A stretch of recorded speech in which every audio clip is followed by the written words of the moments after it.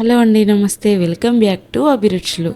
ఈరోజు మన వీడియోలో ఒక super tasty simple recipe plain egg రైస్ని ఎలా చేసుకోవాలో చూపించబోతున్నాను. అన్నం మిగిలిపోయినప్పుడు ఏం చేయాలి అని ఆలోచిస్తుంటాం కదా, తినాలనిపించదు, అలా అని పడేయాలని కూడా అనిపించదు. అలాంటి టైంలో ఒక్కసారి నేను చెప్పే ఈ స్టైల్లో ట్రై చేయండి.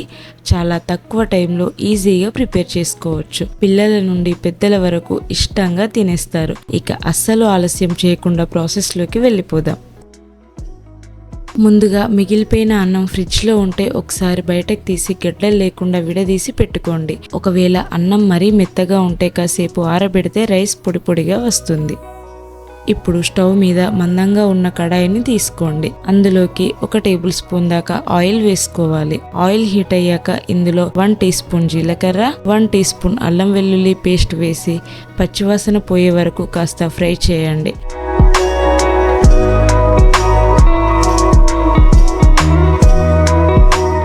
నెక్స్ట్ ఇందులోకి నేను ఇక్కడ 4 ఎగ్స్ని బ్రేక్ చేసి తీసుకుంటున్నాను. నేను చేసే ఈ ఎగ్ రైస్ 3 to 4 మెంబర్స్కి ఈజీగా తినేయచ్చండి. మీరు ఒకవేళ క్వాంటిటీ ఎక్కువ కావాలంటే 2-3 ఎగ్స్ని ఎక్స్ట్రా అయినా తీసుకోవచ్చు.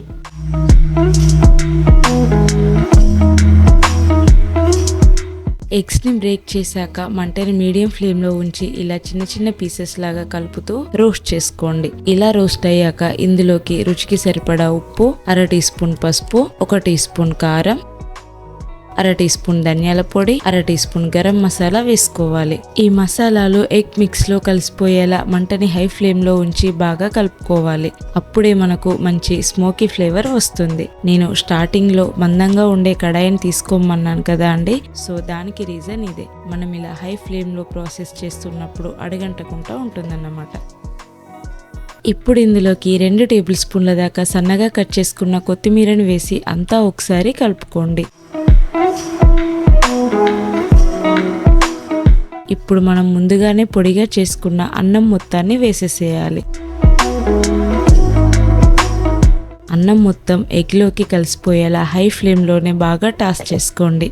ఈ స్టేజ్లో టేస్ట్ చూసి ఒకసారి సాల్ట్ని అడ్జస్ట్ చేసుకోండి. మనం ఆల్రెడీ మిగిలిపోయిన రైస్తో చేస్తున్నాం కదా అండి, సో వేడివేడిగా సర్వ్ చేసుకుంటేనే టేస్ట్ అదిరిపోతుంది. ఒకవేళ మీరు వేడన్నంతో గనక చేసినట్లయితే చల్లగా అయినా తినేయచ్చు, బాగుంటుంది. చూసారు కదా అండి ఎంత త్వరగా అయిపోయిందో. అలాగే మీ ఇంట్లో అన్నం మిగిలినప్పుడు మీరు ఇలాగే చేస్తారా, లేక ఇంకేమైనా వెరైటీలు చేస్తారా? కింద కామెంట్ బాక్స్లో నాతో షేర్ చేసుకోండి. ఈ రెసిపీ మీకు నచ్చినట్లయితే తప్పకుండా లైక్ చేయండి.